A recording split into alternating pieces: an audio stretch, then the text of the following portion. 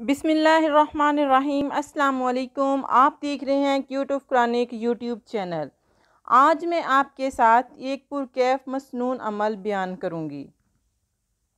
हज़रत अबू ज़र गफ़ारी रज़ी अल्लाह ताला अन्हा से मरवी है, उन्होंने फ़रमाया कि मुझे मेरे महबूब दोस्त मोहम्मद मुस्तफ़ा सल्लल्लाहु अलैहि वसल्लम ने 7 बातों का ख़ास तौर से हुक्म फ़रमाया है। मुझे आपने हुक्म फ़रमाया है मसाकीन और गुरबा से मोहब्बत रखने का और उनसे करीब रहने का। इनके गरीब मस्कीन लोग जो हैं उनके साथ मोहब्बत से पेश आएँ, उनके साथ सिला रहमी से पेश आएँ और उनके करीब रहें। करीब रहें की मुराद के उनका ख्याल रखें, उनसे पूछें किसी चीज़ की ज़रूरत है या कुछ। और आपने हुक्म फरमाया कि दुनिया में उन लोगों पर नज़र रखो जो मुझसे निचला दर्जे के हैं, यानी जिनके पास दुनियावी ज़िंदगी का सामान मुझसे कम है, और उन पर नज़र ना करो जो मुझसे ऊपर के दर्जा के हैं, यानी जिनको दुनियावी ज़िंदगी का सामान मुझसे ज़्यादा दिया गया है। बस दूसरी हदीस में है कि ऐसा करने से बंदा में सब्र शुक्र की सिफ्त पैदा होती है, और ये ज़ाहिर भी है। यानी कि अपने से ऊपर अगर ऊपर वाले को देखेंगे तो ना शुक्रिया बनेंगे कि हाँ उसके पास तो इतना है, मेरे पास थोड़ा। अगर नीचे नीचे वाले को देखेंगे तो शुक्र अदा करने वाले बनोगे कि या अल्लाह तेरा शुक्र है, मुझसे नीचे भी है कोई जिनके पास कुछ भी नहीं है, मुझे तो फिर भी चलो अल्लाह आपने दिया है, अता किया है मुझे। तो इंसान साबिर हो जाता है, फिर सब्र और शुक्र करने वाला बन जाता है। आगे हज़रत अबू ज़र फरमाते हैं कि मुझे आपने हुक्म दिया कि मैं अपने अहले कराबत के साथ सिला रहमी करूं और कराबती रिश्तों को जोड़ूं। यानी कि करीबी रिश्तेदार जो हैं, जैसे बहन भाई हैं, देवर जेठ हैं, सास ससुर हैं, कि उनके साथ सिला रहमी के साथ पेश आएँ। ये नहीं कि वो कह रहा कि मैंने नहीं बोलना तो दूसरा उससे कि मैं तो अब तुम्हारे से तुम एक बार कहोगे नहीं बोलना, मैं 10 बार कहूँगा नहीं बोलना। नहीं, ऐसा नहीं करें। रिश्तों को जोड़ें, तोड़ें नहीं। यानी उनके साथ वो मामला और वो सलूक करता रहूं जो अपने अजीज़ों करीबों के साथ करना चाहिए, वो मेरे साथ ऐसा ना करें। और आपने मुझे हुक्म दिया है कि किसी आदमी से कोई चीज़ ना मांगो, यानी कि इंसानों से किसी से कुछ ना मांगो, अल्लाह से मांगो। यानी अपनी हर हाजत के लिए अल्लाह ही के सामने हाथ फैलाओ और उसी के सिवा किसी के दर का साइल ना बनो। कि अल्लाह ताला से आप कुछ मांगते हैं, अल्लाह ताला के साथ आप सवाल करते हैं, तो अल्लाह ताला आपको इतना वसी देगा, इतना देगा कि आपकी सोच भी नहीं वहाँ तक पहुँचेगी। और किसी फैमिली के किसी से मांगते हैं, किसी बहन से मांगते हैं, किसी भाई से मांगते हो, वो दे देगा। पहले नंबर पे तो देगा नहीं, बातें सुनाएगा, और अगर दे भी देता है तो फिर बाद में आपको ताने देगा। हाँ तेरा फलां वक्त था ना जब तो मैंने तेरे पे बड़ा एहसान किया था, तुझे कुछ दिया था। और आपने मुझे हुक्म फरमाया कि मैं हर मौका पर हक बात कहूँ, यानी कि सच्ची बात कहूँ। सच्ची बात करो, कहीं भी गर्दन कटती है तो कट जाए, बात सच्ची कहो। अगर वो लोगों के लिए कड़वी हो, किसी को बुरी लगती है तो लगे, सच्ची है तो सच्ची करनी है। और उनकी ख्वाहिशात और अगराज के ख़िलाफ़ होने की वजह से उन्हें बुरी लगे। और आपने मुझे हुक्म फरमाया कि मैं अल्लाह के रास्ते में किसी मलामत करने वाले की मलामत से ना डरूं। यानी दुनिया वाले मुझे बुरा कहें लेकिन मैं वही कहूँ और वही करूँ जो अल्लाह का हुक्म हो और जिसे अल्लाह राज़ी हो, और किसी के बुरा भला कहने के मुतल्लिक परवाह ना करूँ। और आपने मुझे हुक्म फरमाया कि मैं वो कलमात कसरत से पढ़ा करूँ, क्योंकि ये सब बातें उस ख़जाने से हैं जो अर्श के नीचे है। यानी ये उस ख़जाने के कीमती जवाहरात हैं जो अर्श इलाही के नीचे हैं, और जिनको अल्लाह ही बंदों को अल्लाह उन बंदों को देता है जिनको वो चाहता है, किसी और की वहाँ तक दस्तरस नहीं है। यहाँ सिर्फ एक बात ये काबिल ज़िक्र है कि जिन कलमात के बारे में हमारे प्यारे नबी हज़रत मोहम्मद मुस्तफ़ा सल्लल्लाहु अलैहि वसल्लम फरमा रहे हैं, उनकी कसरत करनी चाहिए, जिसकी कसरत की इस हदीस में तकीद फरमाई गई है। खुद रसूलुल्लाह सल्लल्लाहु अलैहि वसल्लम एक हदीस में ये मरवी है कि गुनाहों से बचो और नेकी करने की कुव्वत पैदा करो, बस अल्लाह ही की तौफीक से बंदा को मिलती है। यानी कि जिस इंसान पर अल्लाह ताला का फजल होता है ना, उसको ही नेकी करने की तौफीक मिलती है। और उसकी तौफीक अगर शामिल हाल ना हो तो बंदा ना गुनाहों से बच सकता है और ना नेक अमाल कर सकता है। बस बंदे को चाहिए कि वो हमेशा अल्लाह से तौफीक और उसका फ़ज़ल मांगता रहे और मासियात से बचता और नेक अमाल का करना अगर नसीब हो तो इसको अपना कमाल ना समझे, बल्कि अल्लाह का फ़ज़ल व करम जाने। ये कलमा जिस हकीकत को बयान करता है, अगर इसके ध्यान और इस्तग़फ़ार के साथ कसरत से इसका विर्द किया जाए तो बंदा की इस्लाह के लिए अक्सर है। यानी कि इसकी कसरत से पढ़ता रहे इन कलमात को जो हमारे प्यारे नबी हज़रत मोहम्मद सल्लल्लाहु अलैहि वसल्लम ने फ़रमाए हैं, तो इंसान शयातीन से, इनके हर किस्म के गुनाहों से बच जाता है। और अल्लाह ताला हमें ये पढ़ने की तौफीक दे और हमें इनको कसरत से पढ़ता रहने की तौफीक दे। हज़रत बिन इसहाक़ कहते हैं कि हज़रत मालिक शजी रज़ी अल्लाह ताला अन्हु ने नबी करीम सल्लल्लाहु अलैहि वसल्लम की खिदमत में हाजिर होकर अर्ज़ किया कि मेरा बेटा औफ कैद हो गया है।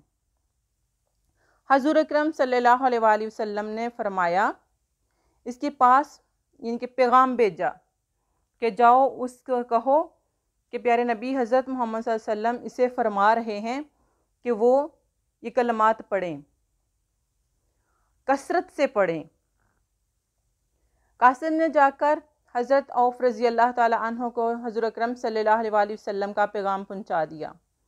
हज़रत औफ रज़ी अल्लाह ताला अन्हो ने वो कलमात कसरत से पढ़े, इतने ज़्यादा पढ़े, ये खूब कसरत से पढ़ना शुरू कर दिए, बहुत ही ज़्यादा तादाद में, दिन रात बस उठते बैठते ये कलमात पढ़ रहे हैं। वो काफरों ने हज़रत औफ रज़ी अल्लाह ताला अन्हो को तान से बांध रखा था।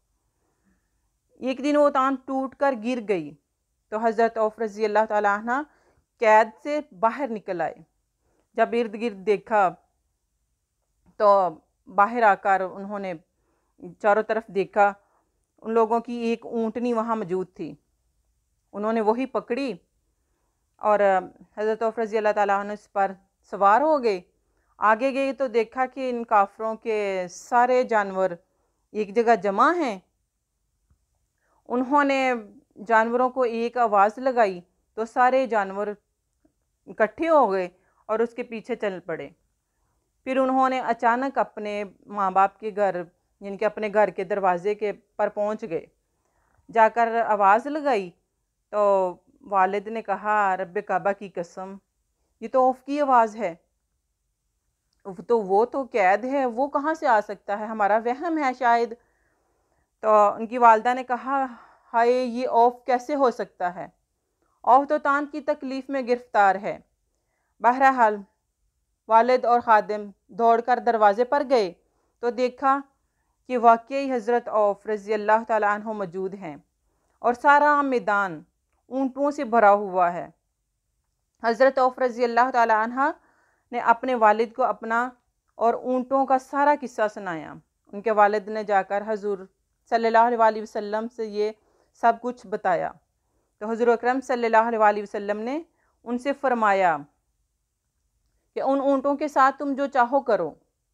यानी कि वो तो परेशान हो गए ना कि पता नहीं ये ऊँट अब ये ले आया है और तो पता नहीं ये कैसे हम इनके गुनाहगार ना हो जाएं कि ये चोरी के हो जाएंगे या किस तरह। तो वो सारा मामला लेके तो हमारे प्यारे नबी हज़रत मोहम्मद मुस्तफ़ा सल्लल्लाहु अलैहि वसल्लम की खिदमत में हाज़िर हुआ। तो आका सल्लल्लाहु अलैहि वसल्लम ने फरमाया कि इन ऊँटों के साथ तुम जो चाहो करो, अब ये तुम्हारे हैं।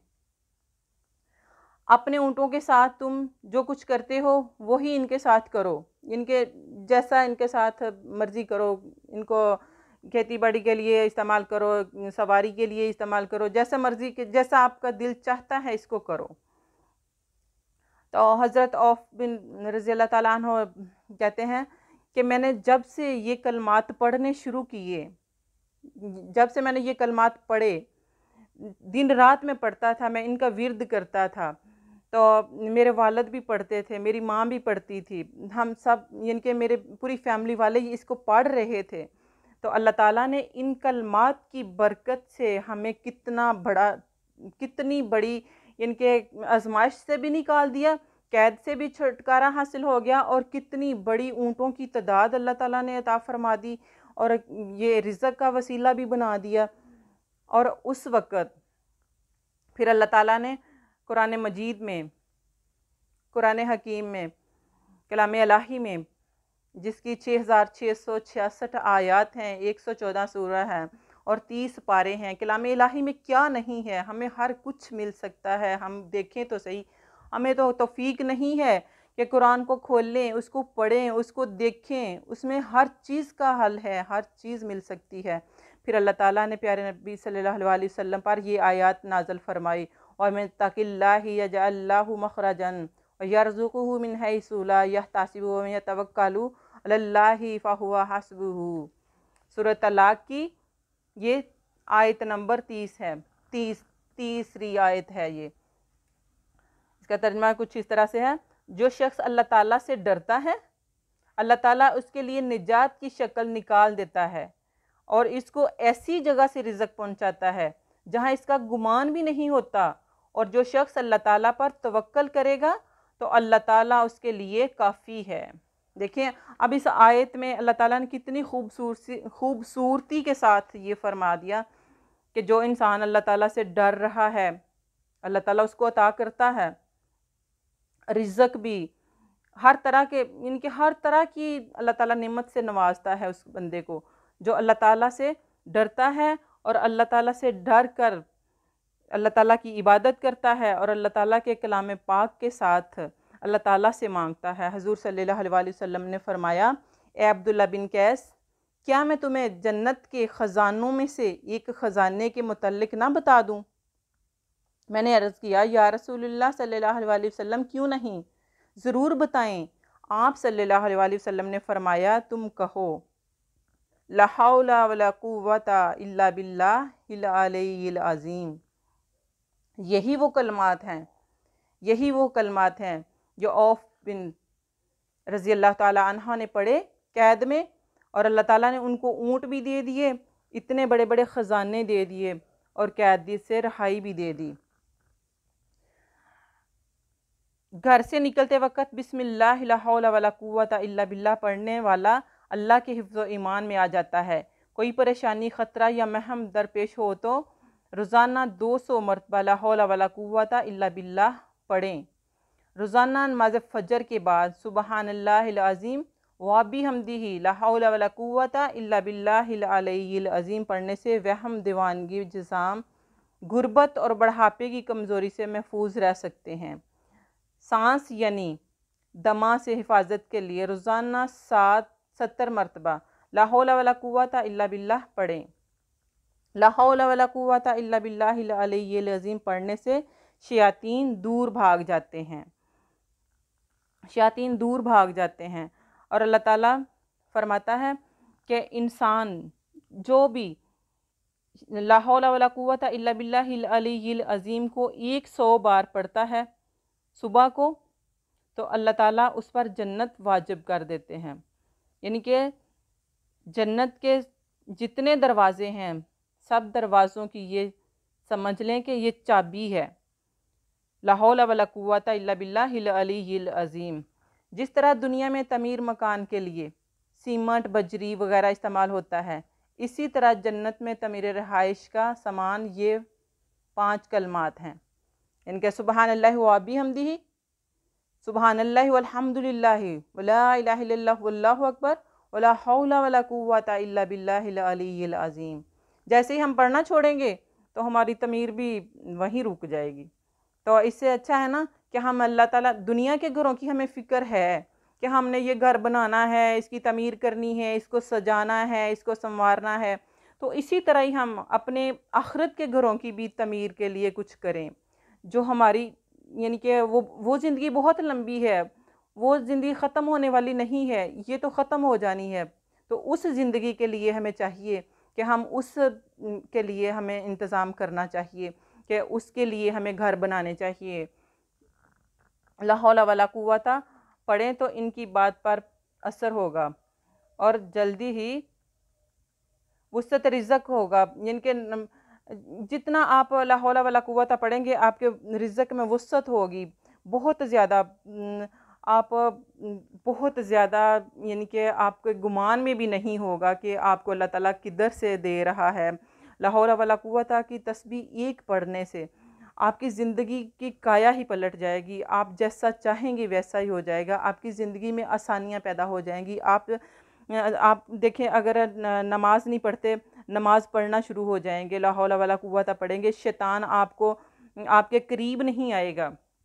अगर आपके दिल में बहन भाइयों के लिए, रिश्तेदारों के लिए मोहब्बत नहीं है, जगह नहीं है, यानी कि हर वक्त सताए रहते हैं कि मेरा ये फ़लाँ ऐसा है, मेरा फ़लाँ वैसा है, तो आप ला हौला वला कुव्वता की एक तस्बीह पढ़ें तो इंशाल्लाह आपको कभी भी किसी किस्म की कोई दिल में नहीं रहेगी।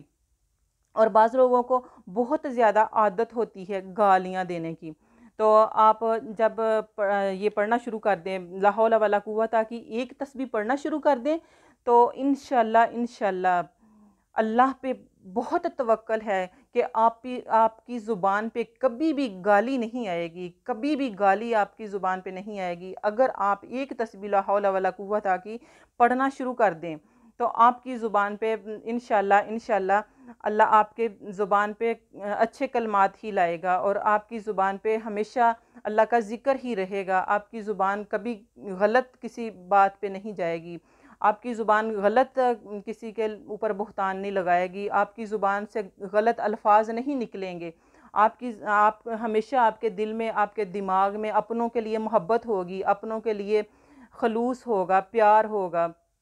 आप ये नहीं सोचेंगे कि हाँ, मेरा ये फ़लाँ रिश्ता जो है, ये मेरे साथ एक बार नहीं बोल रहा, मैं इसके साथ 10 बार नहीं, मैं इसके साथ कलाम नहीं करूँगी, मैं इसको नहीं, मैं, मेरी तरफ से ये ख़त्म है, ऐसे है। ये बिल्कुल भी इस तरह का ज़हन में रहेगा ही नहीं। जब आप ला हौला वला कुव्वता इल्ला बिल्लाहिल अलिय्यिल अज़ीम की एक तस्बीह पढ़ना शुरू कर देंगे, तो अल्लाह ताला के हुक्म से, अल्लाह ताला के फ़ज़ल से अल्लाह ताला आपको राह सिरात मुस्तकीम पर चलने की तौफ़ीक दे और अल्लाह ताला आपको बुराइयों से दूर रहने की तौफ़ीक दे। और कोई भी काम करते हैं, किसी किस्म का भी काम करते हैं, कोई भी आप, तो सबसे पहले आप सदका लाज़मी दिया करें, क्योंकि सदका बलाओं को टालता है। और 5 वक़्त नमाज की पाबंदी लाज़मी करें। 5 वक़्त नमाज की पाबंदी से ही इंसान की आखिरत है और दुनिया भी है और आखिरत भी है। अगर आपकी आखिरत की कामयाबी मिल गई है तो समझ लें कि आपकी सारी कामयाबियां हैं। अगर आपकी आखिरत ख़राब हो गई तो सारा कुछ भी नहीं है, क्योंकि वो ज़िंदगी बहुत लंबी है, वो ज़िंदगी ना ख़त्म होने वाली ज़िंदगी है। उसके लिए कुछ सामान बना लें, उसके लिए कुछ कर लें और नमाज की पाबंदी लाजमी करें। और हर नमाज के बाद कोशिश करें 10-10 बार ला हौला वला कुव्वता इल्ला बिल्लाहिल अलिय्यिल अज़ीम पढ़ें। अगर नहीं पढ़ सकते तो 5 वक़्त नमाज आप पढ़ें और इशा की नमाज के बाद एक तस्बीह लाज़मी पढ़ लें इसकी। और इंशाल्लाह आपकी दुनिया भी कामयाबी है और आखिरत में तो कामयाबियाँ मिलनी ही मिलनी हैं इसके वसीला से इंशाल्लाह। अगर आपको मेरी वीडियो पसंद आए तो लाइक करें, कमेंट करें, शेयर करें और चैनल को सब्सक्राइब करें और बेल आइकन को प्रेस करें ताकि हर नई आने वाली वीडियो आप तक बर वक्त पहुँचती रहे। अल्लाह हाफिज़।